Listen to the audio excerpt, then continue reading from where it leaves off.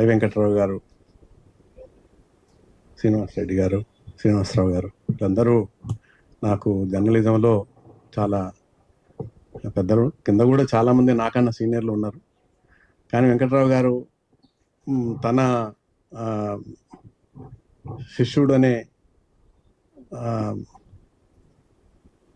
ఉద్దేశంతో కావచ్చు, చరిత్ర రచనకు సంబంధించి మా ఇద్దరి మధ్యన జరిగిన అనేక చర్చలు, సందర్భాలు, సంభాషణలు అవి బహుశా గుర్తుపెట్టుకొని ఈ మాట్లాడే అవకాశం నాకు కల్పించి ఉంటారని అనుకుంటా ఉన్నాను. వెంకట్రావు గారు ఆంధ్రజ్యోతి, పాత ఆంధ్రజ్యోతిలోనే రిటైర్మెంట్ స్టేజ్లో ఉన్నప్పుడే ఏమేమి రాయాలా, ఇది అంతా రికార్డు చేయాలా, చరిత్ర అంతా రికార్డు చేయాలి. ఎందుకంటే ఒక 4.5 దశాబ్దాల తెలుగు ప్రజల చరిత్రకు ఆయన ప్రత్యక్ష సాక్షి. పరిణామాలకు, వర్తమాన చరిత్రకు, పూర్వ చరిత్ర సరే, వర్తమాన చరిత్రకు ఆయన ప్రత్యక్ష సాక్షి. ముందు విజయవాడలో, తర్వాత హైదరాబాద్లో 80s నుంచి ఇక్కడే ఒక కీలకమైన భూమిక చీఫ్ రిపోర్టర్గా పోషించారు. వారు ఈ చరిత్ర రచనకు సంబంధించి చేయాలనుకున్నప్పుడు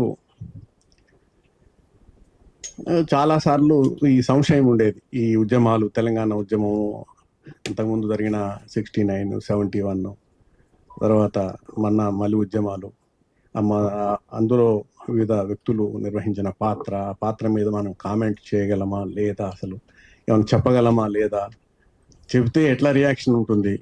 ఎందుకంటే చాలా ఉద్వేగభరితమైన మూమెంట్స్ తెలుగు ప్రజలు చూసినారు. ఎందుకంటే విభజన, విలీనం, ఇవి రెండు కూడా ఉద్వేగంతో కూడుకున్నవే. ఏ సందర్భానికి ఆ సందర్భం అది సమంజసం అయి ఉండొచ్చు. కానీ 2008లో మహా టీవీ ప్రారంభించినప్పుడు అప్పుడు తెలంగాణ ఉద్యమం బాగా పీక్ నడుస్తూ ఉంది. అప్స్ డౌన్స్ చాలా ఉన్న కాలంలో ఆయన మా చైర్మన్ అండ్ మేనేజింగ్ డైరెక్టర్గా ఉన్నాడు. నిత్యం వ్యాఖ్యాతగా టీవీలో వచ్చేవాడు. నేను వీర తెలంగాణ వాదిని అని తెలుసు. ఆంధ్రజ్యోతిలోనే నేను తెలంగాణ వాదానికి అనుకూలంగా మాటకు మాట అని అవిని కాలమ్స్ రాస్తున్నాను తెలుసు. అయినా నన్ను తనకు లెఫ్టినెంట్గా తీసుకొని ఆ ఛానల్ నడపడానికి అవసరమైన అంతా చేశాం. ఆ 2 yearsలో మేము ఆయన దగ్గరగా, మరింత దగ్గరగా చూడడానికి, అంతకుముందు ఓకే, అంత 2010కు ముందు పెద్దగా ఈ భావోద్వేగాలు, ఈ గొడవలు లేవు కాబట్టి ఒక ప్యాసివ్ అదే ఉన్నట్టు. అంతకుముందు కూడా ఆయన ఎడిటర్ అయినప్పటి నుంచి నిజంగా కొన్ని గుర్తు చేస్తాను. అది మందకృష్ణ మాదిగా ఫస్ట్ టైము రిజర్వేషన్ల వర్గీకరణ గురించి ఒక ఆర్టికల్ రాసుకొచ్చినాడు. ఒక ప్రొఫెసర్ని ఎంటబెట్టుకొని, ఇనాక్ గారు, కొలకులూరి ఇనాక్ గారిని ఎంటబెట్టుకొని ఒక వ్యాసం రాసుకొని వచ్చినట్టు. అంతకుముందు ఎక్కడ ఏమీ రాయలేదు, పబ్లిష్ కాలేదు. వస్తే అడిగిన, ఇది కష్టం కదండి, ఎట్లా మీరు దీన్ని జస్టిఫై చేస్తారంటే ఆయన కూర్చోబెట్టి చాలాసేపు మాట్లాడి ఎక్స్ప్లెయిన్ చేసినాడు. సార్కు చెప్తే హేతుబద్ధంగా ఉంటే వేయండి అన్నాడు. వేసినాం. నెక్స్ట్ డే పివి రావు గారిని మాల మహానాడు నాయకుడు పెద్ద గొడవ. ఆఫీస్కు చాలా మందిని వేసుకొని వచ్చినట్టు. సావధానంగా చెప్పినాం, మీ అభిప్రాయం మీరు చెప్పండి. ఆయన ఫస్ట్ టైం చెప్పినట్టు మా వర్గాన్ని చీల్చుతున్నారు, కుట్ర చేస్తున్నారు, మా జాతికి ద్రోహం చేస్తున్నారు, ఇట్లా చాలా వాళ్ళు మాట్లాడతారు కదా. అట్లే మాట్లాడితే, లేదండి ఆయన ఆర్గ్యుమెంట్ ఆయన చెప్పినాడు, మీ ఆర్గ్యుమెంట్ మీరు చెప్పండి, దానికి ఇదంతా ఎందుకు, అట్లా మాట్లాడకూడదు, పేపర్ అన్నాక అన్నిటికీ వేదికగా ఉంటుంది, ఇది ఆంధ్రజ్యోతి తత్వమే అది అని చెప్పి ఆ రోజు చెప్పినాం. సార్ కూడా అట్లే చెప్పి డిఫెండ్ చేసినాడు. అంటే అట్లాంటి సందర్భాల్లో కూడా ఆయన ఒక డిస్పాషనేట్ రోల్ ప్లే చేసినాడు. తెలంగాణ ఉద్యమ సందర్భంలో కూడా, తెలంగాణ ప్రకటించిన రోజు 2009, ఆ రోజు కూడా ఆయన ఏమాత్రం ఫంక్ కాదు. చాలా మందిని చూశాను, భావోద్వేగాలు లేవని కాదు, ఉండవని కాదు, ఉంటాయి. కానీ ఆయన ఇప్పుడు పరిస్థితి ఒక అనివార్యమైన వెనుకకు పోలేని స్థితికి రాజకీయాలు వచ్చేసినాయి, ఈ విభజన పరిస్థితి వచ్చేసింది అనే ఒక తాత్విక ధోరణితో ఆయన మాట్లాడినాడు తప్ప ఏ రోజు కూడా సైడ్ తీసుకోవాలి. ఇవాళ ఈ విభజన విలీనము, మన ముఖ్యమంత్రులు గతం స్వగతం అంతా కూడా నాకు భారతంలో సంజయుడు కురుక్షేత్ర యుద్ధం జరుగుతూ ఉంటే నాకు ఎట్లా తెలుస్తుంది కురుక్షేత్ర యుద్ధం, నాకు చెప్పేవాళ్ళు కావాలి, ఏం జరుగుతుంది తెలుసుకునే అవకాశం ఏమంటే సంజయుడిని ధృతరాష్ట్రం దగ్గర పెడితే ధృతరాష్ట్రుడు మొత్తం ఆ కురుక్షేత్రంలో జరుగుతున్నాయంతా వివరించుకుంటూ పోతాడు. ఆ సంజయ ఉవాచ ఏంటి అంటే ఎక్కడ ఆయన జరిగినట్టుగా ఉన్నది ఉన్నట్టుగా చెప్పడమే ఆయన పని. మరి ఆయనకు లేవా, ఆయన భావోద్వేగాలు లేవా అంటే ఉంటాయి, ఆయన కూడా భావోద్వేగాలు ఉంటాయి. కొన్ని చెప్పేటప్పుడు గొంతు పెంచి చెప్పడము, కొంత బాధతో చెప్పడము, ఇవన్నీ సంజయుడు చేసినాడు. కానీ ఇటుపక్షం కానీ అటుపక్షం కానీ తీసుకోకుండా జరిగినట్టు చెప్పే ప్రయత్నం ఆ రోజు సంజయుడు చేసినాడు. ఈరోజు వెంకట్రావు గారు కూడా ఈ పుస్తకంలో అన్నీ కూడా ఆ నరేషన్ కూడా చాలా అద్భుతమైన నరేషన్, చిన్న చిన్న వాక్యాల్లో ఒక ప్రవాహం లాగా సాగిపోయే రచన చాలా నాకైతే బాగా నచ్చింది. ఇన్ని ఒడిదొడుకులు విలీనం కానించి ఇక్కడ దాకా ఈ జరిగిన ప్రయాణం అంతా ఒక చోట చేర్చడం అనేది చిన్న విషయం కాదు. ఆయన దానికి 2010 ఆ కాలంలోనే పూర్తి చేద్దాం అనుకున్నారు, సాధ్యం కాలేదు. ఇప్పటికీ ఆయన ఈ 83 ఏళ్ల వయసులో అంత పుస్తకము రాయడం అనేది చాలా గొప్ప విషయంగా భావిస్తా ఉన్నాను. వారికి నేను చేతులెత్తి నమస్కరిస్తున్నాను. ఈ సమావేశానికి నన్ను ఈ 4 మాటలు మాట్లాడే అవకాశం ఇచ్చినందుకు వారికి ధన్యవాదాలు. రావు గారికి జర్నలిస్టులకు జనరల్ గా నోస్ ఫర్ న్యూస్ ఉండాల. కొద్దిగా వెంకట్రావు గారిది పెద్ద నోస్, చాలా పెద్ద నోస్. సో చెప్పే విషయాన్ని నేను ఇది పుస్తకము కన్నా నవల అంటే బాగుంటుందేమో అని అనుకుంటున్నాను. ఎందుకంటే నచ్చే నవలని పట్టుకుంటే ఇంకా వదిలేయలేరు. అట్లాగా రాయగలిగే శక్తి అతి అరుదుగా ఉన్న వాళ్ళల్లో వెంకట్రావు గారు. ఉల్కు పలుకు అంతేగా, అందరూ నచ్చినా నచ్చకపోయినా ఉల్కు పలుకు చదివి అది ఎట్లా కొడుతుందో ఎవరికి అర్థం కాదు. కొద్దిగా ఇన్ బిట్వీన్ అర్థం చేసుకుంటే తప్ప తన భావాన్ని మాత్రం అంత స్పష్టంగా చెప్పడు, అర్థం కాదు. వ్యక్తిగతంగా ఎందుకు శేఖర్ చెప్పినట్టు భావాలు ఉన్నాయి, లేకపోలేదు కాదు. నేను అనుకునేవాడిని, నేను తెలంగాణ బట్ సమైక్యత అనే భావం ఎక్కడ నాతో పాటే ఎక్కిపించేవాడు. కానీ అప్పుడప్పుడు మాటల్లో ఎందుకు కామ్రేడ్ ఇదంతా. సో చాలా అరుదుగా ఉంటాయి. కొంతమంది చదివాను ముఖ్యమంత్రులు, వారు ఎరిగిన ముఖ్యమంత్రులు దాదాపు నేను ఎరిగాను, సన్నిహితంగానే చూశాను. అందుకని రాయగలిగే శక్తి చాలా అరుదైన ఇది. అందుకని వెంకయ్య నాయర్ గారు ఒక నవలను ఆవిష్కరించబోతున్నారు. ఇప్పుడు ఆప్త వాక్యం బండారు. ఇప్పుడు పెద్దలు వెంకయ్య నాయుడు గారు మాట్లాడతారు. ఇదేమిటి ఆయన మాట్లాడటం ఏంటి అని అనుకోకండి. ఇది ఇప్పటి మాట కాదు. ప్రత్యేక ఆంధ్ర ఉద్యమం ఉధృతంగా సాగుతున్న రోజుల్లో బెజవాడ పీడబ్ల్యూడీ మైదానాన్ని పేరేదో మార్చినట్టున్నారు, స్వరాజ్య మైదానం. అక్కడ ఒక సభ జరిగింది. అందరం వెళ్ళాను. వెంకట్రావు గారు రిపోర్టింగ్ వెళ్ళారు, నేను పక్కన వెళ్ళాను, లేకపోతే జనంలో కలిసి వెళ్ళాను తెలియదు. ఉన్నటువంటి ప్రకటన వచ్చింది, వెంకయ్య నాయుడు గారు ఇప్పుడు మాట్లాడతారు. అందరూ ఏమనుకున్నారంటే ఒక పెద్ద పెద్ద వయస్సు, ఒక పెద్ద ఆయన వచ్చి మాట్లాడతారని అనుకుంటే మైక్ మీద ఒక కుర్రవాడు తెల్లటి చొక్కాలో ప్యాంటు చొక్కా వేసుకొని వచ్చి నిలబడ్డాడు. జనానికి అర్థం కాదా, వెంకయ్య నాయుడు గారు అంటే అనేదో పెద్ద నడికారు వయస్సు అనుకున్నాం, ఇదేమిటి ఇంత చిన్నవాడా అని అనుకుంటున్న టైంలో ఏం జరిగిందంటే పిడుగులు పడ్డాయి, మెరుపులు లేకుండా, మాటల పిడుగులు. అసలు వెంకయ్యనాయుడు గారి ధారాపాత ఉపన్యాస సరళి చూసింది నేను మొదటిసారి అక్కడే. అసలు మొత్తం సభ మొత్తం నిశ్శబ్దం, ఆ పిడుగుల చప్పుడు తప్పితే ఇంకేమీ లేదు. ఇంతసేపు మాట్లాడారంటే ఈయన ఇంకా సేపు మాట్లాడితే ఎలా ఉంటుంది అనుకున్నవాడు తప్పితే అయ్యో ఇంతటితో ఆపేయాలని ఎవ్వరు అనుకోలేదు. పైగా అక్కడికి వచ్చిన వాళ్ళలో ఈ ప్రత్యేక ఆంధ్ర వాళ్ళు ఉన్నారు, సమైక్య ఆంధ్ర వాళ్ళు ఉన్నారు, అందరూ ఉన్నారు సభికుల్లో.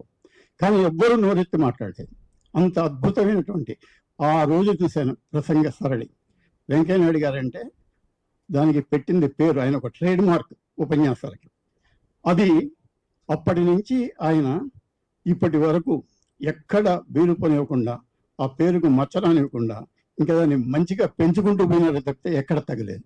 ఇప్పటికీ వెంకయ్యనాయుడు గారు మాట్లాడతారంటే అందరు ఇది ఎందుకు, ఇందాక మన శ్రీనివాస్ రెడ్డి గారు చెప్పినట్టు శాసనసభలో వీళ్ళిద్దరే అట్రాక్షన్. అఖిలేశ్ నాగేశ్వరరావు, ఎన్టీ రామారావు లాగా వీళ్ళిద్దరు అక్కడ ఉంటే, జైపాల్ రెడ్డి గారు వీళ్ళిద్దరూ కలిసి నటించిన సినిమాకి ఆ రోజుల్లో ఎంత ప్రజాదరణ ఉండేదో అట్లా జర్నలిస్టులు కూడా. అసలు వెంకయ్యనాయుడు గారు మాట్లాడుతూ, జైపాల్ రెడ్డి గారిది ఆయన ఇంగ్లీష్, ఆక్స్ఫర్డ్ ఇంగ్లీష్, ఆయన మళ్ళీ అందరూ ఇంగ్లీష్ జర్నలిస్టులు కూడా ఇంటికి పోయి డిక్షనరీ చూసుకోవాల్సి వచ్చినట్టు మాట్లాడేవాళ్ళు. అలా వెంకయ్యనాయుడు గారు మాట్లాడితే అందరూ అసలు రాసే కళలు పక్కన పెట్టేసి వింటూ పోయేవాడు, ఏదో మిస్ అయిపోతామేమో అని. అంటే అంత స్పీడ్గా ఉండేది, అంత ధారాళంగా ఉండేది, అంత ప్రాసలతో కూడి ఉండేది, అద్భుతంగా ఉండేది అన్నమాట. ఆయన ఏం మాట్లాడినా చివరికి ముఖ్యమంత్రులు కూడా వెంకయ్యనాయుడు గారు చెప్పేది మౌనంగా వినేవాళ్ళు, వినటమే ఆస్వాదించేవాళ్ళు. ఆస్వాదించడం దాని బయట బహిరంగంగా వ్యక్తిత్వంగా బహిరంగపరచడం కూడా నాకు తెలుసు. అంటే ప్రత్యర్థి పార్టీల వాళ్ళు కూడా ఆయన ప్రసంగాలను అంత మంచిగా రిసీవ్ చేసుకున్నారు. అది నేను చెప్పదలుచుకున్నది. తర్వాత మీకు తెలియనే ఉంది, అలా ఆయన ఎక్కని ఎత్తుల్లో ఎంతవరకు వెళ్ళాలో అంతవరకు వెళ్ళారు. పార్టీలో, ప్రభుత్వంలో, అన్ని చోట్ల. చివరికి మా మంత్రిగా కూడా పనిచేశారు స్వయంగా. మేము ఆ రోజుల్లో మాకేంటంటే రేడియో అంటే అంత నిమిషాలు లెక్క, 6:15 మొదలు పెడితే 6:25కి అయిపోవాలి. ఎక్కడ ఎటువంటి పరిస్థితుల్లో ఒక క్షణం ముందు మొదలు పెట్టడం లేదు, ఒక క్షణం తర్వాత చేయడం లేదు, అంత టైం షెడ్యూల్ ఉండేది. ఎక్కడో అప్పుడు 23 జిల్లాలు సమైక్య ఆంధ్రప్రదేశ్లో. ఎక్కడ తిరిగేవాళ్ళు, ఎట తిరిగేవాళ్ళు, ఖాళీకి బలపం కట్టుకొని తిరుగుతుండేవాళ్ళు వెంకయ్యనాయుడు గారు. తిరుగుతూ ఎక్కడి నుంచో ఫోన్ ఇచ్చారు. ఆ రోజుల్లో ఇవి కూడా లేవు, ఈ సెల్ ఫోన్లు. చేస్తే ట్రంకాలు, లేకపోతే ఇంకేదో ఉండేది, ఎస్టీడీ ఏదో వస్తే ఎలా ఉండేదంటే ఆయన చెప్పే పద్ధతి కరెక్ట్గా రేడియోకి ఎంత కావాలో అంత. బంగారం తూకం వేస్తాం చూసారా, కొద్ది అటు కాదు కొద్ది ఇటు కాకుండా అంత చక్కగా చెప్పాడు. అంటే దాన్ని మళ్ళీ రీరైట్ చేసుకొని వార్తల్లో పెట్టాల్సినటువంటి అవసరం మాకు ఉండేది. స్ట్రైట్గా పోయి హాయిగా చదువుకోవచ్చు అనమాట, అంత పద్ధతిగా. అంటే రేడియోలో వీళ్ళు మనం ఎంత చెప్పినా ఇంతే ఇస్తారు, ఇంతకంటే అవకాశం లేదు. 10 నిమిషాలే కదా, ఆయనకు ఆ సంగతి తెలుసు. అందుకనే ఆ సంగతి తెలిసినవాడు కనుకనే అసలు మా రేడియో వాడడం కూడా అంత క్లుప్తంగా చెప్పలేము. అంటే విషయం పక్కదారి పట్టకుండా చెప్పాల్సింది స్ట్రైట్గా చెప్పేవారు. అందువల్ల మాకు చాలా శ్రమ తగ్గిపోయేది. వెంకయ్యనాయుడు గారు వార్త ఇవ్వాలంటే అందరూ అసలు ఎవరు ఇబ్బంది పడాల్సింది. ఎందుకంటే ఎక్కడ దీన్ని ఎడిట్ చేయాలి అనే ఒక భావన రాకుండా అద్భుతంగా చెప్పేవాడు. మరి చివరికి మాకు రేడియోకి మందిరైనా కూడా ఏదో అంటారే, పాత ఆప్యాయతలు, ఆదరణలు, మితత్వాలు, పలకరింపులు, ఇవన్నీ ఏమీ ఆయనలో మార్పు రాలేదు. మొదట్లో ఎలా ఉన్నారో, తర్వాత మా మంత్రిగా ఉన్నప్పుడు కూడా ఏం శ్రీనివాసరావు బాగున్నాం అని భుజం మీద చేసి ఆప్యాయంగా పాటించేవాడు. అది నేను అనుకోవటం ఈ రోజుల్లో రాజకీయ నాయకుల్లో ఒక అరుదైన అపురూప లక్షణం. అది వారికి పుష్కలంగా ఉంది, అదే వారికి ఆశీర్వాదం. అది దానితోటే ఆయన ఇంతవరకు ఇవాళ ఇక్కడ కూర్చున్నారు. నేను అందరిలోకి అంటే వృత్తిలో చిన్నవాడిని, వయసులో కాస్త పెద్దవాడిని కావచ్చు, కానీ చాలామంది ఇక్కడ ఘనపడీలు ఉన్నారు. ఇక్కడ కింద పై వాళ్ళ సంగతి చెప్పక్కర్లేదు. ఇంతమంది మధ్య నిలబడి మాట్లాడే అవకాశం ఇచ్చింది ఎవరు? మేము ఇంతవరకు ఎప్పుడు ఇలా వెంకటరావు నేను వారం రోజులు పెట్టి మాట్లాడుకున్నాం.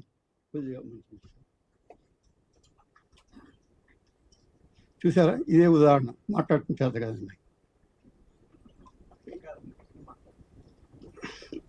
అంటే ఏంటంటే ఓ 15 నిమిషాలు మాట్లాడతారా అంటే నేను 15 యుగాలైనా మాట్లాడతానండి, కానీ మాట్లాడుకుంటూ ఉంటే స్టేజీ మీద 2 నిమిషాలు కూడా నేను మాట్లాడలేదు ఇంతవరకు అని చెప్పి ఆయనకి చెప్పే సంగతి. మాకు 10 నిమిషాలే మ్యాక్సిమం లెవెల్, 10 నిమిషాలు దాటి మాట్లాడటానికి కూడా తర్వాత మాట ఎత్తుకోవాలి నేను. ఇవన్నీ నడిచినాయి మా మధ్య సంభాషణలు.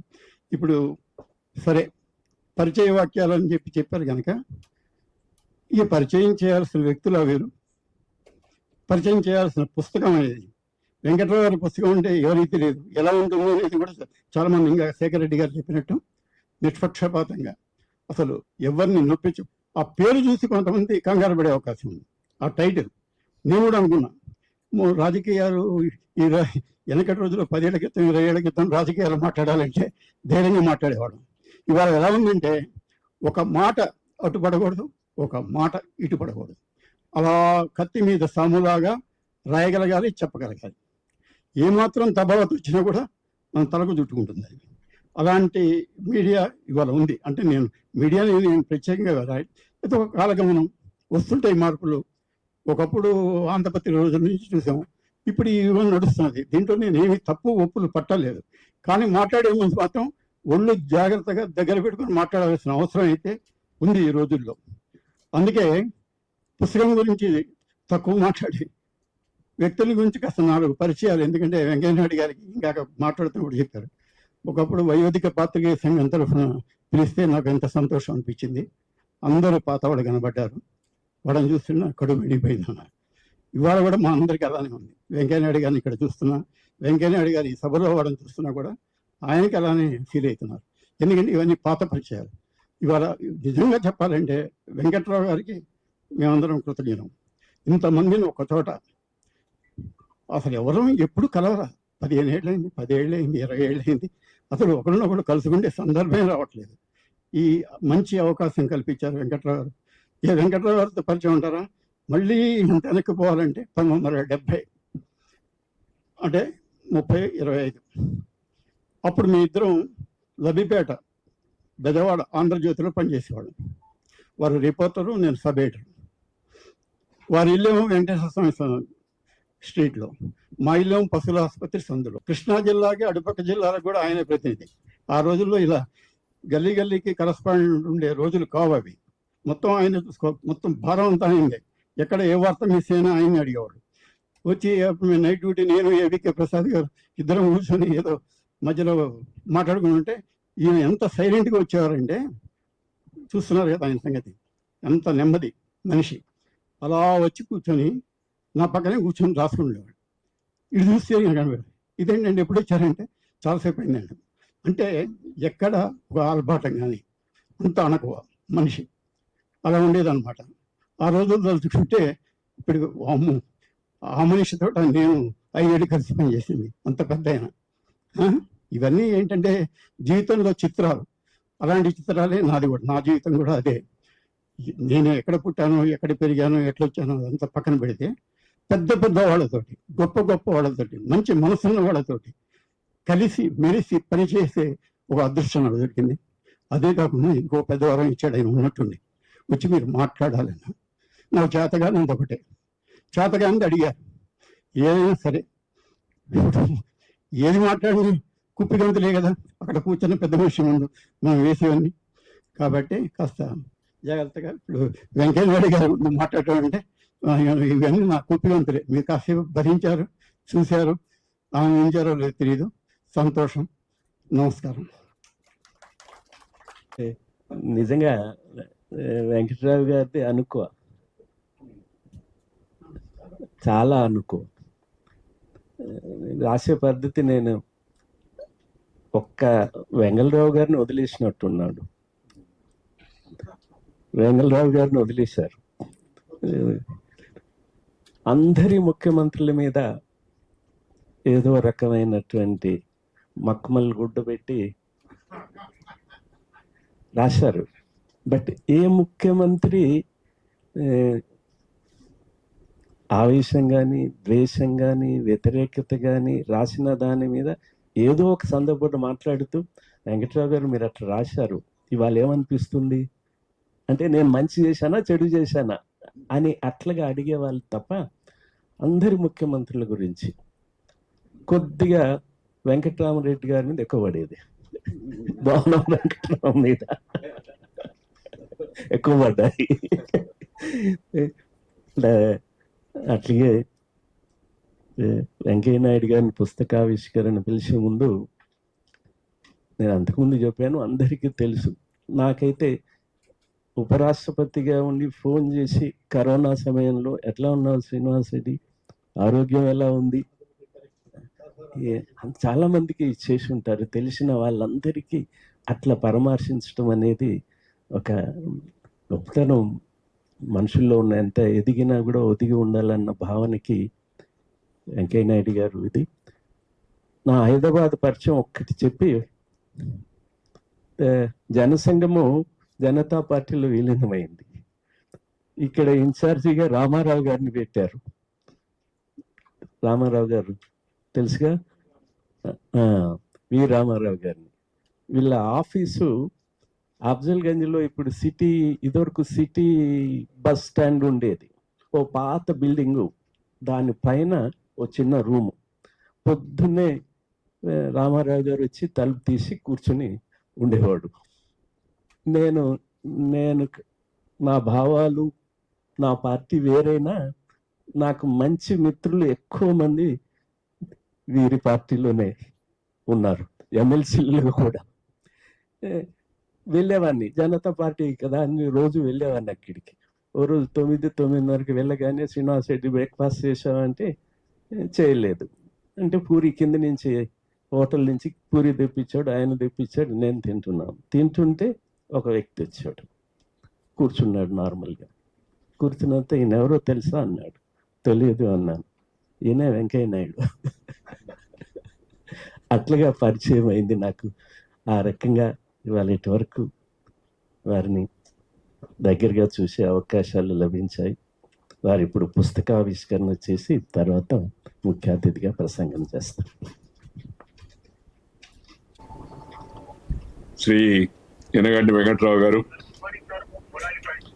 అధ్యక్షుడు మిత్రులు శ్రీనివాసరెడ్డి గారు, అలాగే మిత్రులు బండారు శ్రీనివాసరావు గారు, మన పూర్వ సమాచార కమిషనర్ కట్టా శేఖర్ రెడ్డి గారు, ఈరోజు ఈ సమావేశానికి హాజరైన పాత్రికేయ మిత్రులు, వెంకట్రావు గారి అభిమానులు, అందరికీ నమస్కారాలు. ఈ ప్రెస్ క్లబ్బు, దేశోద్ధారక భవనం, సురవరం ప్రతాపరెడ్డి గారి హాలు, ఇక్కడ సమావేశాన్ని మిమ్మల్ని అందరినీ చూస్తుంటే పాత రోజులు గుర్తొస్తున్నాయి. కానీ చేయగలిగింది ఏమి లేదు, ఎందుకంటే వెనక్కి వెళ్ళలేను కదా. నేను మళ్ళా రాజకీయంలో లేను. నేను ఇప్పుడు మీ పార్టీ అని అంటున్నాడు శ్రీనివాసరెడ్డి గారు, నేను పార్టీలో కూడా లేను ఇప్పుడు. నేను నా జీవితంలో 2 సార్లు కళ్ళనీళ్ళు పెట్టాను. ఒకటి, మా అమ్మ గురించి గుర్తొస్తే నాకు కళ్ళనీళ్ళు వస్తాయి, ఎందుకంటే మా అమ్మని నేను చూడలా.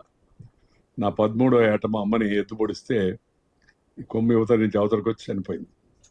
ఆ విషయం ఎవరన్నా చెప్తే కళ్ళనీళ్ళు వస్తుంటాయి నాకు మామూలుగా. అమ్మని చూడలేకపోయినా దురదృష్టం. నేను జీవితంలో నాకు ఎన్నో కలిసి వచ్చాయి. నేను అనుకున్నది సాధించలేనిది లేదు వాస్తవం చెప్పాలంటే, కానీ అదొక్కటి మాత్రం అలా మిగిలిపోయింది. ఎంత చేసినా మా అమ్మని నేను చూసే అవకాశం నాకు లేకపోయింది, ఊళ్ళో అందరు చెప్తే. రెండవది, పార్టీ నుంచి ఈ యొక్క పార్లమెంటరీ బోర్డు మీటింగ్ పిలిచి దాంట్లో నన్ను రమ్మని పార్లమెంటరీ బోర్డులో ఏకగ్రీవంగా తీర్మానించారు, భారత ఉపరాష్ట్రపతిగా మీరు ఉండాలని అని చెప్పి అన్నారు. అంటే నాకు చాలా బాధ వేసింది. తర్వాత వాళ్ళకి చెప్పాను, అక్కడ ఉన్న వాళ్ళకి, బాధ నేను మంత్రివర్గం నుంచి వెళ్ళిపోతున్నాను కాదయ్యా, అమ్మ తర్వాత అమ్మలాగా నన్ను చూసుకొని నన్ను పెంచి పెద్ద చేసి ఈ స్థాయికి తీసుకొచ్చిన పార్టీ నుంచి నియమం లేకపోయినా నేను పెట్టుకున్న సాంప్రదాయం పద్ధతి ప్రకారం, పెద్దవాళ్ళు చూపించిన సాంప్రదాయం ప్రకారం రాజీనామా ఇవ్వాల్సి వస్తుంది.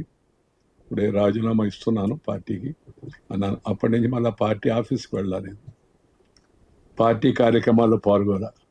మా ఆవిడ గొడవ పెడుతుండేది, ఈ పార్టీ ఆఫీసు స్థలం అవన్నీ మీరు మంత్రిగా ఉన్నప్పుడు ఇచ్చింది, చాలా బాగా వచ్చిందట పార్టీ ఆఫీసు, ఒకసారి చూడడానికి పోవడానికి కూడా అవకాశం లేకుండా ఏంది నియమాన్ని పెట్టుకున్నారు మీరని చెప్పాను.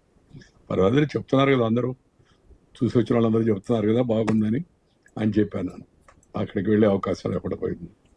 పార్టీ అంటే అభిమానం లేక కాదు, రక్తంలోనే అది ఉంది కదా మామూలుగా, అందువల్ల దాన్ని దాచిపెట్టుకోవాల్సిన అవసరం లేదు. కానీ దైనందిన రాజకీయాల్లో, ఎన్నికల రాజకీయాల్లో వాటిని నేను ఉపరాష్ట్రపతిగా ఎన్నికైన రోజే వదిలిపెట్టాను.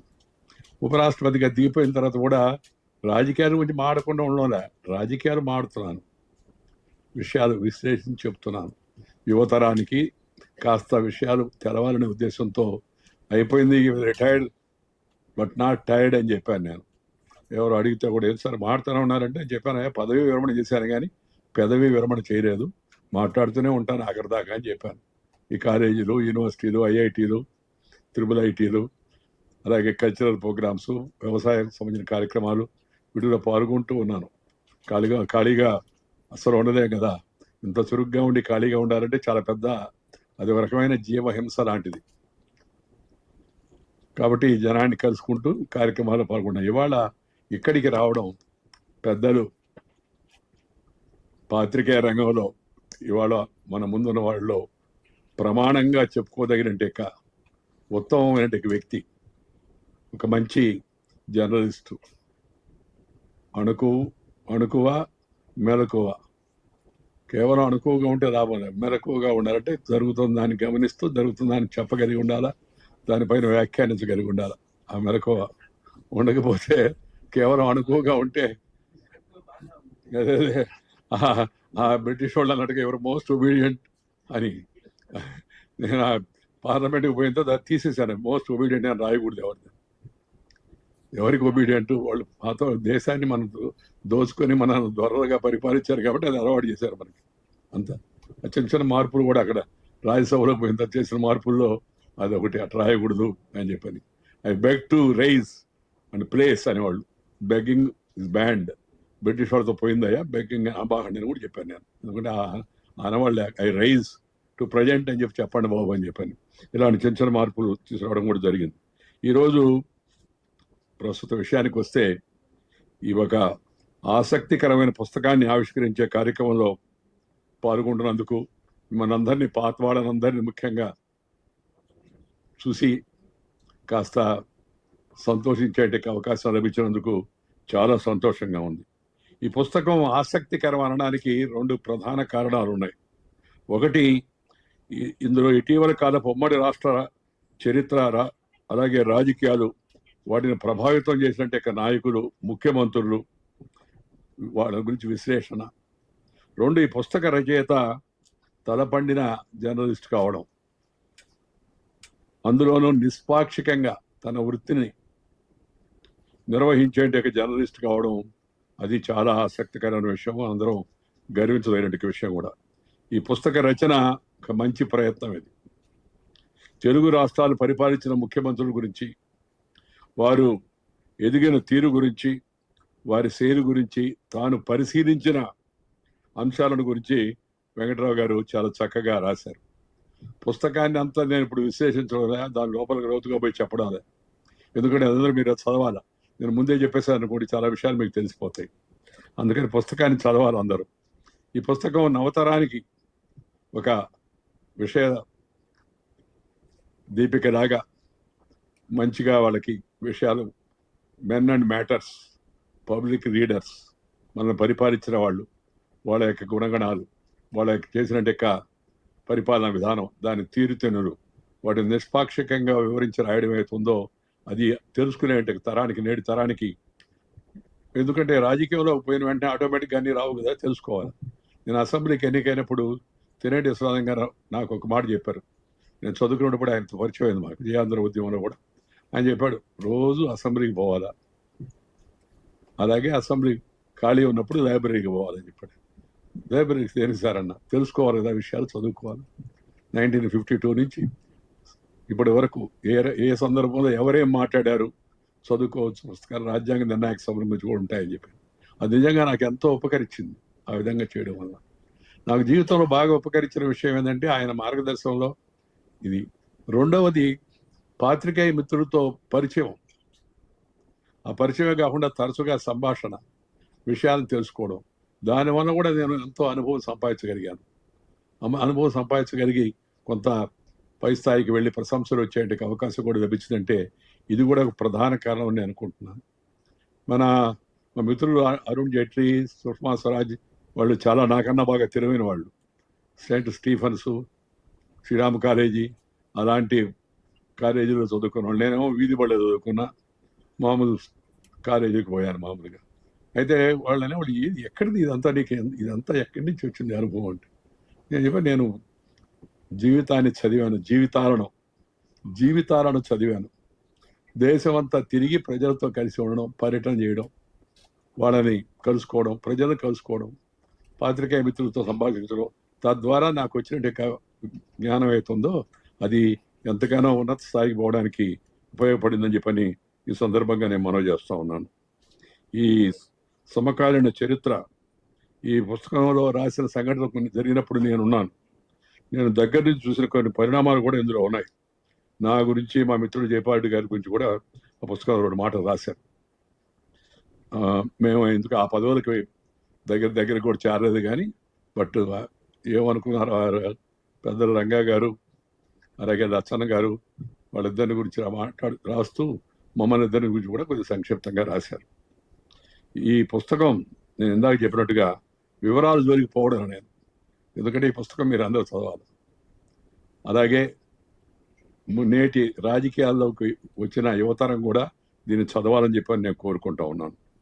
ఈ స్తంభం బలంగా ఉండాలి, ఇది ఈ మీడియా, ఇది 4వ స్తంభం అని చెప్పని మన పెద్దలు చెప్తుంటారు కదా మామూలుగా. ఈ ప్రజాస్వామ్య సౌధానికి ఈ మీడియా ఒక 4వ స్తంభం. అది గట్టిగా ఉంటే ఆ సౌధం గట్టిగా ఉంటుంది. మన పెద్దలు చెప్పేవాళ్ళు పాత రోజుల్లో, రాజకీయం, పాత్రికేయం, వైద్యం, విద్య, ఈ 4 కూడా ఒక మిషన్, ఒక ధ్యేయంతో, ఒక లక్ష్యంతో పనిచేయాల్సిన విషయాలు. Mission there should not be any remission or do any omission or expect any commission. They're a mission, you must do it with passion for the sake of the nation. అది but ఆ మిషన్కి ఇప్పుడు ఉండే పరిస్థితికి ఏమిటి అని ఎవరికి వాళ్ళం మనం పరిశీలించుకోవాల్సిన అవసరం ఎంతో ఉంది.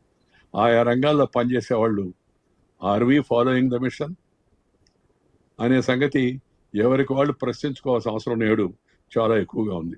రాజకీయంతో ప్రారంభమై అన్ని స్థాయిల్లో కూడా కొంత ప్రమాణాలు పడిపోతూ ఉన్నాయి కూడా. వీటిని నిలబెట్టాల్సిన అవసరం ఎంతో ఉంది. ఇలాంటి వారి పుస్తకాలు చదవడం, ఆ పాత విషయాలు కొంత గుర్తు చేసుకోవడం, వాటి వలన కొంత ఎవరికి వాళ్ళు ఆలోచించుకునే అవకాశం లభిస్తుందని చెప్పి నేను భావిస్తూ ఉన్నాను. పాత్రికేయులు, సంపాదకులు నిజాలను నిర్భీతిగా ప్రజల ముందు ఉంచాలి. ఈ అరాచకాలను వెలుగులోకి తేవాలి. అవినీతి, అరాచక, కుటిల యత్నాలను ప్రజలకు వివరించాలి. సామాజిక దురాచారాలను కూడా ఎండగట్టి ప్రజల్లో చైతన్యం కలిగించాలి. ఏటరైన వాడు బిడియం చూపుతో దాటి తగ్గు వృత్తి ధర్మమందు కడుపు కూటి రాత కక్కుర్తి రాతరా అని ప్రముఖ పాత్రికేయుడు దివంగత నారా వెంకటేశ్వరరావు గారు గతంలో చెప్పారు. వృత్తి ధర్మాన్ని నిర్వహించడంలో ఏనాడు వెనకాడుగేవుడు ఆ వృత్తిలో ఉన్నవాడు. పత్రిక సమాజానికి దర్పణం లాంటిది. సమాజంలో ఏం జరుగుతుందో అర్థంలో దాన్ని చూపించాలి. అందుకే నేను ఎప్పుడు చెప్తున్నాను, నిజం రాయాలే కానీ నిజం దాంట్లో దేవుడు అని.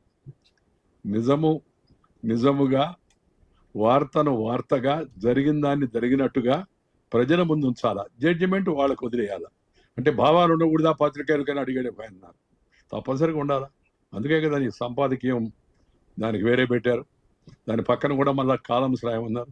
కాబట్టి news and views they are different. You should not combine your views with the news. దీన్ని పాత్రికేయ రంగంలో ఉన్న ప్రతి ఒక్కరు గుర్తించాలి. వెంకట్రావు గారు, ఆయన మిత్రుడు ఇంకో ఆయన ఉండేవాడు, ఆయనతో పాటు వాళ్ళిద్దరంటే నాకు చాలా గౌరవం ఉండేది, రాజేంద్ర ప్రసాద్ గారిని హిందూలో. వాళ్ళిద్దరిని చూస్తే పాత్రికేయులు అంటే గౌరవం ఇంకా పెరిగేది. ఆ రోజు విషయాలను ఎంత చక్కగా, దాన్ని కూడా ఆసక్తికరంగా. నేను ఒకరోజు మాట్లాడి బయటకు వస్తే ఆయన వెంకయ్యనాయుడు గారు ఈరోజు అసెంబ్లీలో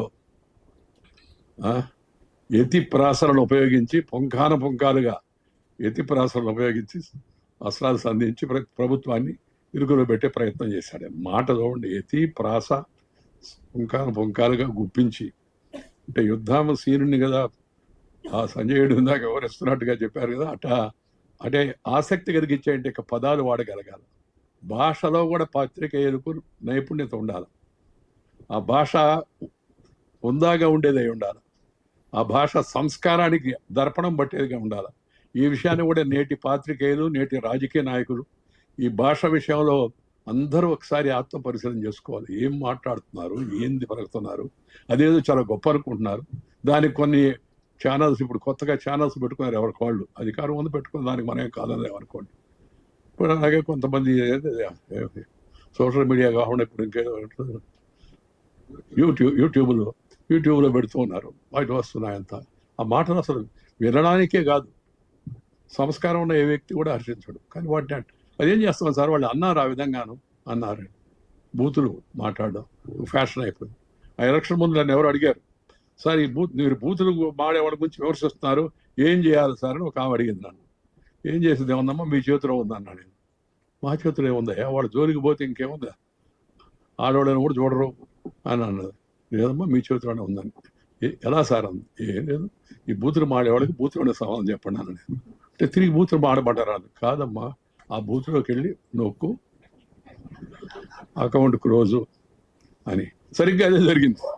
మనం మీరు గమనిస్తే ఒకసారి కానీ పరిశీలిస్తే, నేను పార్టీల గురించి వ్యక్తుల గురించి చెప్పాను కానీ ఒక్కడి గెలవాల బూత్ మాట్లాడేవాడు ఆ ఎలక్షన్లో. ప్రజలు కూడా విచక్షణతో చూస్తూ ఉన్నారు, సమయం వచ్చినప్పుడు దాన్ని ప్రదర్శిస్తారనే దానికి ఉదాహరణ మాత్రమే. కాబట్టి పాత్రికేయంలో భాష, మంచి భాష ఉండాలి. ఆ భాష మంచి అర్థాన్ని స్ఫురించేదిగా ఉండాలి. భారతీయ సంస్కారానికి ఒక ప్రతిబింబంగా ఉండే భాషను మరి వెంకట్రావు గారు వాడేవాళ్ళు. వాడిన అసెంబ్లీలో మాట్లాడినా కూడా దాన్ని రిపోర్టింగ్ చేయడంలో ఇంట్రెస్ట్ లేకపోతే అది మాట్లాడిన దానికి ఇది ఉండదు. ఎవరో మాట్లాడుతూ అన్నా నేను అసెంబ్లీలో, ఈయన అంజయ్ గారు లేటుగా వస్తున్నాడు ఎక్కువ. నేను ఒకరోజు లేచి, అయ్యా అధ్యక్ష, ముఖ్యమంత్రి గారు లేటుగా వస్తున్నారు, మీరు చెప్పండి మందలించండి అన్న. స్పీకర్ ఉండి, ఆయన స్పీకర్ కూడా ధైర్యం చేయడం, ఆ మాట అన్న మందలించలేడు కదా ముఖ్యమంత్రి గారు అన్నాడు. ఆయనది, అవునండి, ఇంటి దగ్గర 2000 మంది ఉన్నారు, వాళ్ళందరూ చూసి మాట్లాడి సర్దుబాటు చేసి రాబడలే అన్నాడు. నేను వెంటనే లేచి, అవును కరెక్ట్ సార్, ముఖ్యమంత్రి గారు చెప్పింది కరెక్ట్, అక్కడ 2000 మంది ఉన్నారు, ఇక్కడ 200 మంది ఉన్నాం మనం, ఆయన 2000 మందికే ముఖ్యమంత్రిగా ఉండమనండి, ఈ 200 మంది మనం వేరే ముఖ్యమంత్రిని పెట్టుకుందాం అసెంబ్లీలో నడుపుకోవడానికి అన్నాడు అని చెప్పి ఒక మాట అన్నాను. ఆ మాట వెంకట్రావు గారు జ్యోతిలో నెక్స్ట్ డే అలాగే, ఏంటి, అసెంబ్లీలో చూద్దామంటే అయ్యప్పరెడ్డి, ప్రైవేట్గా చూద్దామంటే ప్రభాకర్ రెడ్డి, జనంలో కలుద్దామంటే జనార్దన్ రెడ్డి, ఇంట్లో చూద్దామంటే ఇందర్సేన్ రెడ్డి, అసలు ఆయన ఎక్కడ అంజిరెడ్డి అని పేరు వాళ్ళేది ఆ రోజున. అంటే ఇంద్రసేన్ రెడ్డి అని యూత్ కాంగ్రెస్ నాయకుడు ఉండేవాడు, ఆయనకి బాగా ముఖ్యంగా ఉండేవాడు, ఇంట్లో విషయాలని చూసేవాడు. ఇప్పుడు జనార్దన్ రెడ్డి గారు, జనంలో చూద్దామంటే ఆయన జనార్దన్ రెడ్డి, ఆయన మామూలుగా ప్రైవేట్గా కలుద్దామంటే ప్రభాకర్ రెడ్డి గారిని మలక్పేట ఎమ్మెల్యే కూడా కే ప్రభాకర్ రెడ్డి, ఆయన చూస్తుండేవాడు, అసలు ఆయన ఎక్కడ. పదం సరదాగా వాడింది. నేను పత్రికలో వచ్చింది, నేను ఆ మరుసటి రోజు ఢిల్లీకి వెళ్ళాను. మరుసటి రోజు 2 రోజులు వెళితే పార్లమెంట్లో ఈ పెద్ద పాత వాళ్ళు ఉన్నారు కదా, బ్రహ్మానందరెడ్డి గారు ఉన్నారు అక్కడ. బ్రహ్మానందరెడ్డి గారు, ఆయన మేడూరు నాగేశ్వరరావు, చిట్టూరు సుబ్బారావు, వీళ్ళంతా కూర్చొన్నారు. వీళ్ళు పాతకాలం అందరు పెద్దలు. ఓ వెంకయ్య ఎట్లా అన్నాడు ఆయన బ్రహ్మానందరెడ్డి గారు. ఏంది ఒకసారి చెప్పు అసెంబ్లీలో అని మన దాన్ని రిపీట్ చేసుకో.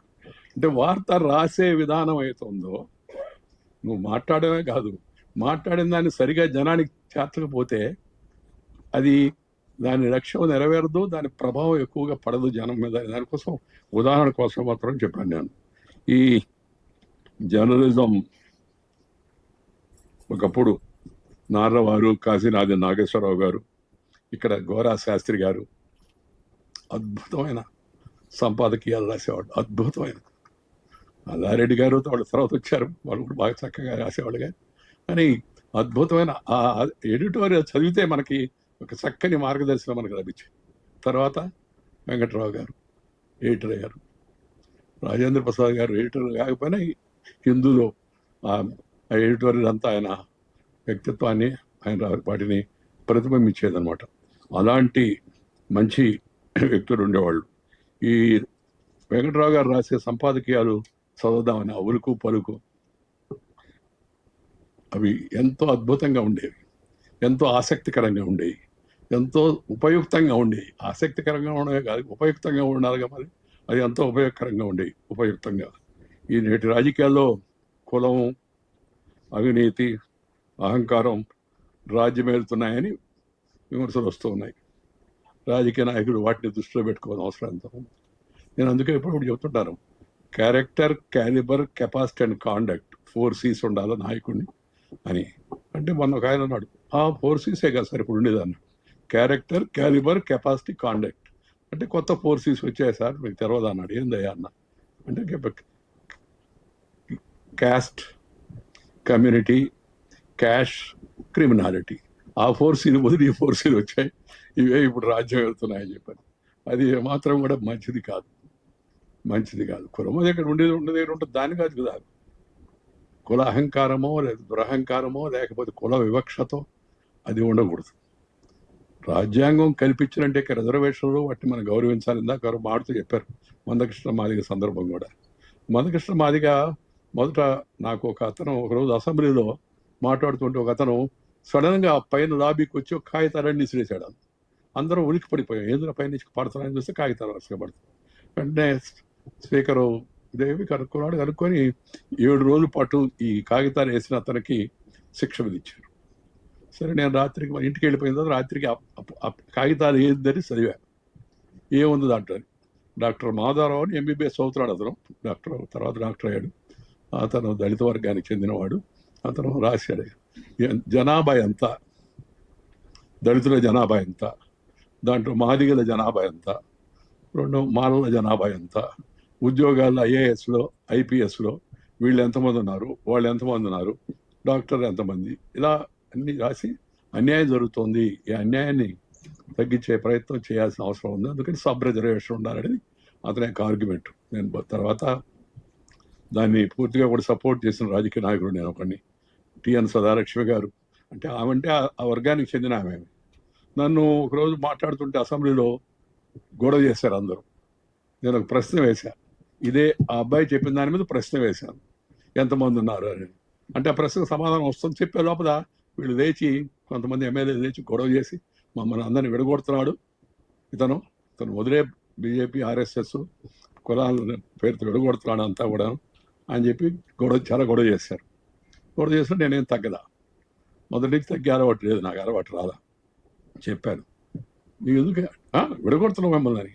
ఇదే మాట దళితులకు రిజర్వేషన్ ఇవ్వాలనుకున్నప్పుడు ఈ సవర్ణ హిందువులను చెప్పబడేవాళ్ళు హిందూ సమాజాన్ని చీలుస్తున్నారు మీరు అని చెప్పి గొడవ చేశారు. మిమ్మల్ని దళితులు వేరు, మిగతా వాళ్ళందరూ వేరని. సేమ్ అదే పని చేస్తున్నారు మీరు. ఇప్పుడు రిజర్వేషన్ మూల సిద్ధాంతాన్ని మీరు వ్యతిరేకిస్తున్నారు. జనాభా ప్రాతిపాదికన వాళ్ళకి ఎంతమంది అవకాశాలు కావాలో అంతవరకు అవకాశం ఎవరికి వాడు ఇవ్వాలి, అది వాళ్ళు అడుగుతుంది. దానికి ఎందుకు ఇంత గొడవ చేస్తారు అని చెప్పారంటే, సరే వాళ్ళు మనం చెప్పేదాన్ని వినేదానికి సిద్ధంగా లేరనుకోండి. జరుగుతున్న పరిస్థితుల్లో మనము నిజం చెప్పడానికి నిర్భయంగా ఉండాలి. కళానికి కులం లేదు, కళానికి పొదులు ఉండాలి. అది వాస్తవాలు నిర్భీతిగా రాయాలి. అప్పుడు అది సమాజ ప్రయోజనం కలిగిస్తుంది, అదే వృత్తి ధర్మం అవుతుంది. ఈ నేతల సమావేశాలంటే పాత రోజుల్లో ఎంత పొద్దుపోయిన దాకా ఎదురు చూసేవాడు. నాకు బాగా గుర్తు ఆ జయాంధ్ర ఉద్యమం అప్పుడు, ఆ తర్వాత జయప్రకాష్ నాయుడు మూమెంట్ అప్పుడు తిరుగుతుంటే అందరం రాత్రి 1 గంట అయ్యేది. ఈ లోపల మారుతా ఉండేది. తెన్నేటి విశ్వనాథ్ గారి దగ్గర నుంచి మొదలుపెట్టి గౌతమ్ అన్సర్ గారి దగ్గర నుంచి మొదలుపెట్టి ఆయన తొమ్మల చౌదరి దగ్గర నుంచి మొదలుపెట్టి ఆయన ఖాతా జనార్దన్ రావు గారు ఉండేవాడు సోదరుడు, ఆయన దగ్గర మొదలుపెట్టి ఆ GC కొండయ్య గారిని ఒక ప్రముఖ నాయకుడు ఉండే ఆయన దగ్గర నుంచి మొదలుపెట్టి ఇక్కడి నుంచి ఆ శంకర సత్యనారాయణ గారి దగ్గరికి వచ్చి వీరాచార్య ఒక ఆయన ఉండేవాడు గుంటూరు. ఇది అయిన తర్వాత లాస్ట్లో నాకు ఛాన్స్ ఇచ్చేవాళ్ళు. ఏ 16వ కృష్ణుడు అన్నట్టుగా రాయబారంలో 1వ కృష్ణుడు 2వ కృష్ణుడు. ఎందుకంటే కుర్రాడు హుషారుగా మాట్లాడతాడు, ఈ లోపల అందరూ వెళ్ళిపోతారు, అందుకని లాస్ట్లో పెడదామని చెప్తుండేవాడు. అప్పుడు అంత ఆసక్తికరంగా ఉండేవాళ్ళు జనం రాజకీయం మీద. ఇప్పుడు రాజకీయం మీద గౌరవం లేదు. మనం ఎవరో చెప్తారు సార్ సభలో సమావేశాలంటే ఆ రోజుల్లో బండ్లు కట్టుకుని మధ్య చిరంజీవి గారు కూడా చెప్పారు, మేము నర్సాపూర్లో ఉన్నప్పుడు అంతా వెంకయ్యనాయుడు గారు వస్తారంటే చిన్నప్పుడు మేమందరం ఇది కట్టుకొని ఆడికి వచ్చాం, తణుకు వచ్చాం అంటే చాలా మంది మిత్రులు చెప్తుంటారు మామూలుగా. అలాగే ఈ ప్రసంగాల గురించి నాయకులు రంగా గారు మాడుతున్నారంటే, రాజీవ్ గోపాల్చారి గారు మాడుతున్నారంటే, అటల్ బిహారీ వాజ్పేయి గారు మాడుతున్నారంటే ఎంతో ఆసక్తికరంగా ఛార్జీలు ముందు డబ్బులు దాచిపెట్టుకొని ఛార్జీ కోసం మళ్ళీ చెన్నై పోయి పానగల్ పార్కులో మాడుతున్నారు ఆ రోజులు అంటే వినొచ్చాం. ఆ పరిస్థితి పోయింది. మొన్న సార్ ఇప్పుడు కొత్త పాలసీ వచ్చిందని ఏందయ్యా, ఇప్పుడు అది 3B 4B పాలసీ వచ్చింది సార్ అన్న. అదేందా 4B పాలసీ అంటే,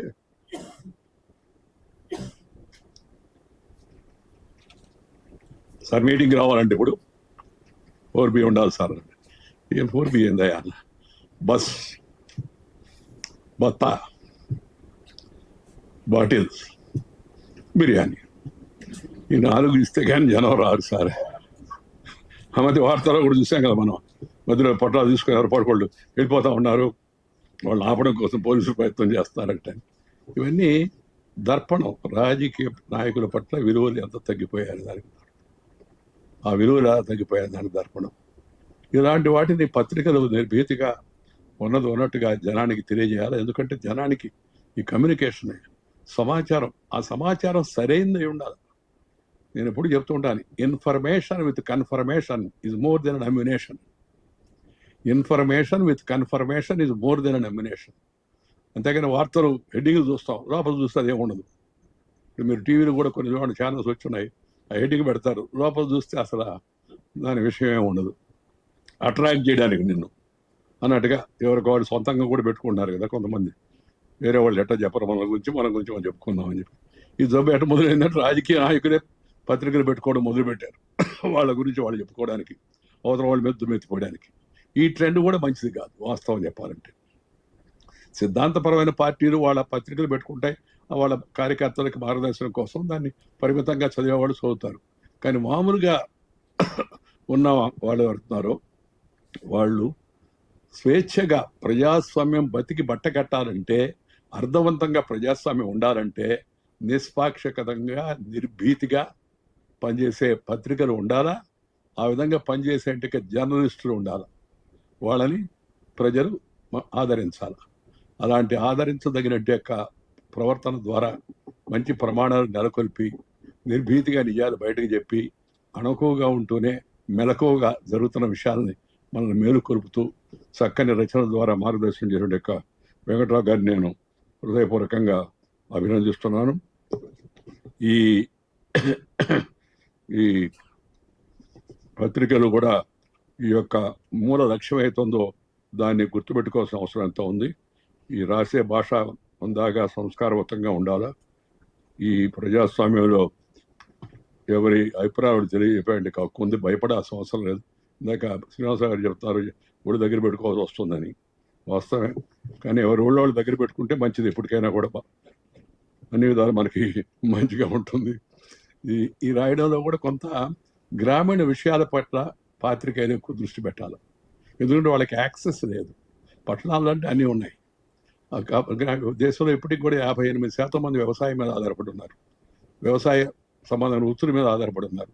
కాబట్టి పత్రికలు నేను చేసే సూచన ఏంటంటే, ఈ సందర్భంగా నాకున్న కొద్దిపాటి అనుభవంతో మనం అది డ్రై సబ్జెక్ట్గా అనిపించవచ్చు, కానీ గ్రామీణ ప్రాంత ప్రజలు, వ్యవసాయం, వాటికి కూడా తగినంత ప్రాధాన్యత పత్రికలు ఇవ్వాల్సిన అవసరం ఎంత ఉంది. ఆఖరిగా చెప్పదు, పాత్రికేయ రంగం మాతృభాషకు కూడా ప్రాధాన్యత ఇవ్వాలి. తెలుగు భాషని మనం కాపాడుకోవాలి. దురదృష్టం ఆ మాట చెప్పడమే చాలా బాధాకరంగా ఉంది. మనం ఆ తెలుగులోకి ఇంగ్లీష్ వాటిని చూపించకూడదు. తెలుగులో దొరకపోతే, పదాలు దొరకపోతే అప్పుడు ఆలోచించవచ్చు. కానీ చక్కగా మనకి మంచి పదాలు ఉన్నాయి, వాటిని ఆ భాషను మనం మంచిగా తెలుగు పత్రికలు ముఖ్యంగా ఉపయోగించుకోవాలి. భాషను బతికిచ్చే ముఖ్య సాధనాల్లో మీడియా ఒకటి. అది మాండలికమైన పర్వాలేదు, ఏ మాండలికమైనట్టు కూడా పర్వాలేదు, తెలుగు పత్రికలు తెలుగులోనే రాయాలా అని చెప్పి నేను కోరుకుంటున్నాను. తర్వాత ఈ సోషల్ మీడియా కొంత భాగం యాంటీ సోషల్ మీడియాగా తయారైపోతా ఉంది. దాని పట్ల కూడా అప్రమత్తంగా ఉండాల్సిన అవసరం ఎంత ఉంది. ఇది హెడ్లైనే, కానీ ఆ హెడ్లైన్ మన పార్టీ డెడ్ లైన్ కాకూడదు.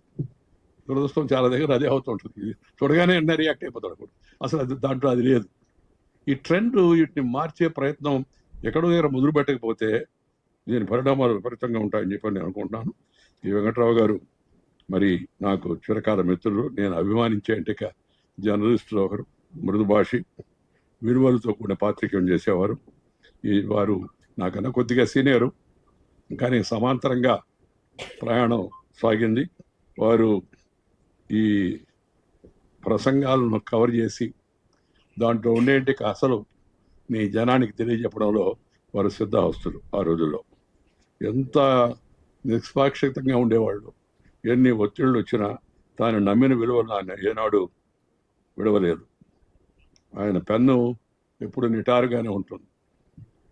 దాంతోపాటు ఆయన వెన్ను కూడా నిటారుగానే ఉండేది. ఇప్పుడంటే వయసు వచ్చింది కాబట్టి కొద్దిగా నాకు కూడా అంత నిటారుగా ఉండలేకున్నా కదా. అది వయస్సు సహజమైన జీవన సత్యం అది.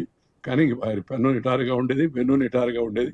ఎప్పుడైనా హుందాగా ధైర్యంగా చెప్పుకొని కొద్ది మామూలు భాష మాడుతూనే అటు కొందరు అంటారు కాళ్ళు ఎగరేసి ఉంటారని, అటు చెప్పాల్సిన అవసరం లేదు.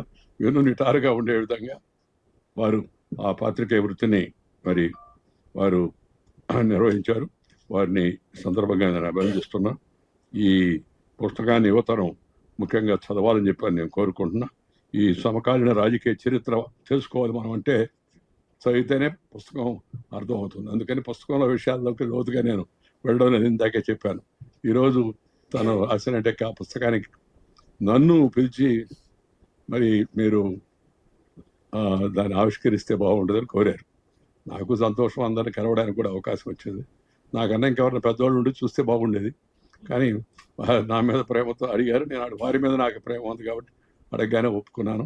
వచ్చి ఈరోజు ఈ కార్యక్రమానికి రావడం, మిమ్మల్ని అందరినీ కలవడం చాలా సంతోషంగా ఉందని మీ అందరికి కూడా మనవి చేస్తూ, మనందరం కలిసి ఈ యొక్క వారి పుస్తకంలో రాసినట్టు ఆలోచనలను మనలో మనం కలబోసుకొని వాటిని విరబోసుకొని ఆ తర్వాత వాటిని ఆరబోసుకొని మంచిగా ఉందో దాన్ని గ్రహించి ముందు వాళ్ళకి అందజేస్తే బాగుంటుందని చెప్పని నేను భావిస్తున్నాను. మీ అందరికి కూడా ధన్యవాదాలు, నమస్కారాలు. అని చెప్పారు జర్నలిజం గురించి, ఇప్పుడున్న పరిస్థితి గురించి. కానీ ప్రమాణాలు తగ్గిపోతున్నాయన్న భావం, జర్నలిజం వృత్తి పట్ల గౌరవం మాత్రం తగ్గుతుందన్న భావం చాలా మందిలో ఉంది.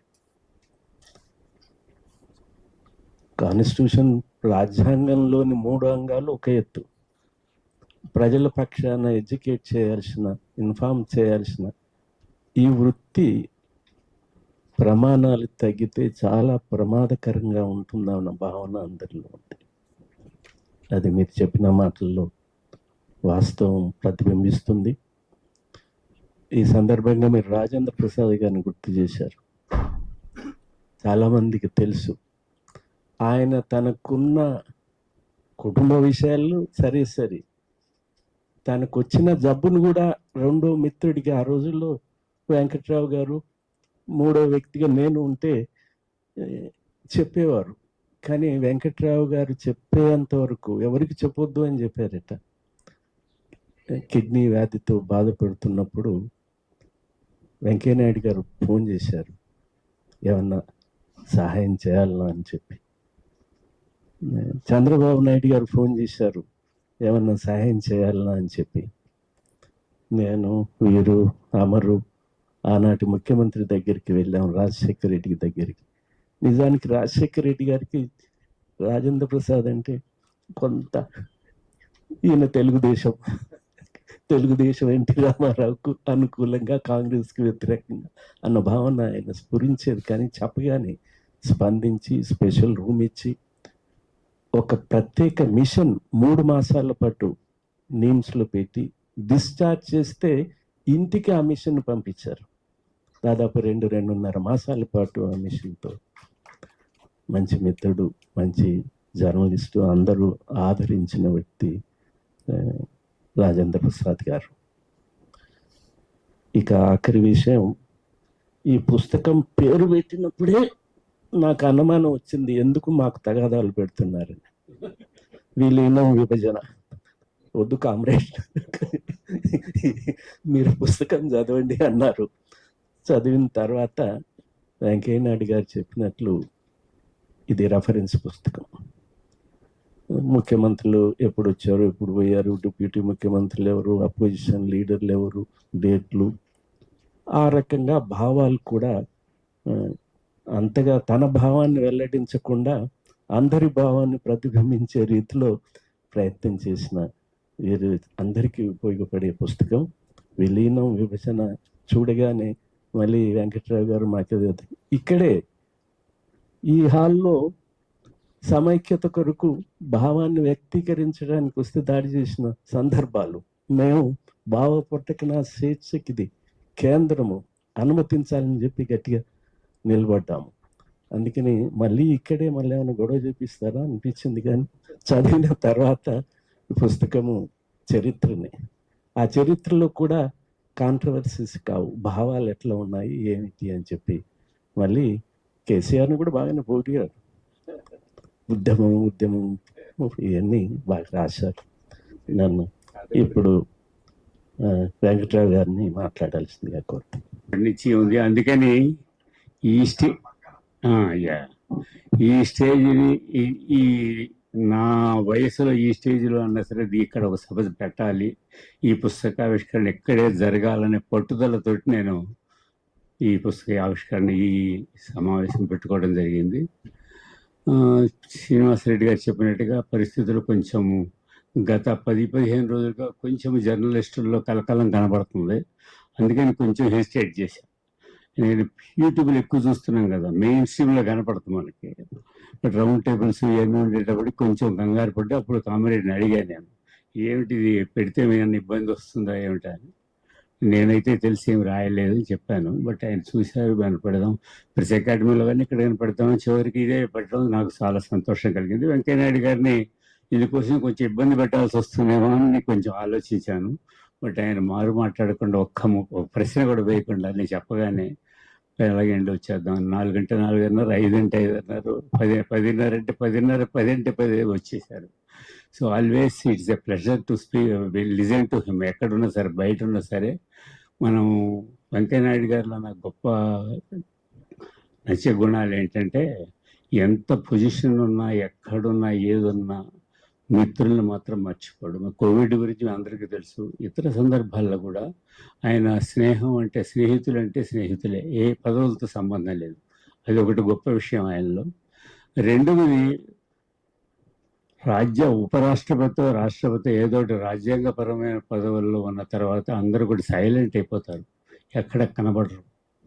అలాంటిది వెంకయ్యనాయుడు గారి వాళ్ళ హైదరాబాద్ కేంద్రంగా చేసుకొని తెలుగు భాష, సంస్కృతి, వీటి గురించి తను ఒక మెసెంజర్ లాగా చెప్పుకుంటూ పోతున్నాడు. ఆయన ఈ సభలన్నిటికీ ఎంతో ఓపిక తెచ్చుకొని ఎవరు పిలిచినా వెళ్ళి తెలుగు భాషను మర్చిపోవద్దని తనదైన శైలిలో. ఆయన ఎప్పుడు మనకి ఆసక్తి కాదు, చాలా ఉత్సాహం. ఏం చెప్తాడా ఈయన ఎలాంటి పదప్రయోగం చేస్తారని మనం ఆతృత ఎదురు చూస్తుంటాం.